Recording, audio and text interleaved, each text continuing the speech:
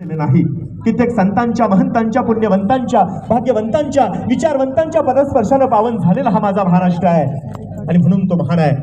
कित्येक शूरवीरांच्या रक्तानं पावन झालेला, त्यांच्या प्राणाची समिध अर्पण करून घेऊन प्रसन्न झालेला हा माझा महाराष्ट्र आहे. ही माती आहे आणि म्हणून ती महान आहे. अरे एवढंच काय, मनगट आणीच कापतो आम्ही तलवारींच्या पाती.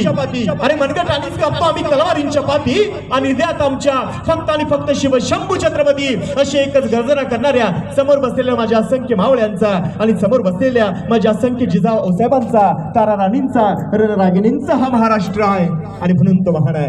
या महाराष्ट्राला रूढी, परंपरा, पद्धती, संस्कृती आहे. या सगळ्या रूढी, परंपरा, संस्कृती पवित्र आहेत, पावन आहेत. पण याच रूढी, हीच संस्कृती आज आम्ही विसरतो की काय, अशी भीती तुमच्या माझ्यासारख्या सर्वसामान्य माणसाला वाटायला लागली.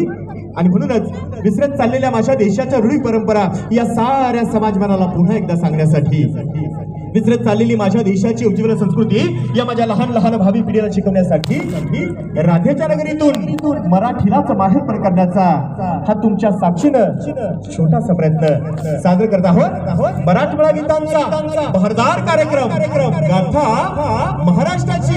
अरे मराठी मनाचं सूर्याला प्रतिबिंब, गाथा महाराष्ट्राची. लोकसंगीताचा खरंदाज सोहळा, गाथा महाराष्ट्राची.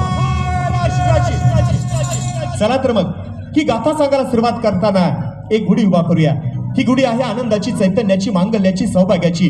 ही गुढी आहे माझ्या छत्रपती शिवाजीराजांनी यवनी सत्तेशी लढत असताना तुमच्या माझ्या मनामध्ये पेरलेल्या अस्मितेची, स्वाभिमानाची. ही गुढी आहे हे स्वराज्य राखण्यासाठी माझ्या शंभूराजांनी सांडलेल्या रक्ताची, त्यांनी केलेल्या बलिदानाची. ही गुढी आहे इथल्या मातीला पवित्रता प्राप्त करून देण्यासाठी संतांनी, महंतांनी झिजवलेल्या देहाची, त्यांनी केलेल्या प्रयत्नाची. ही गुढी आहे संतांची, महंतांची. ही गुढी आहे महाराष्ट्राच्या मातीची.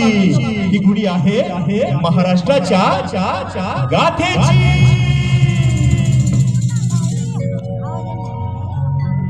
वक्रतुंड महाकाय,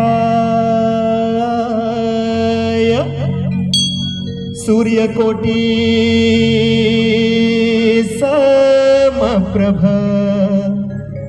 निर्विघ्नं कुरु मे देव, शुभ कार्येषु सर्वदा.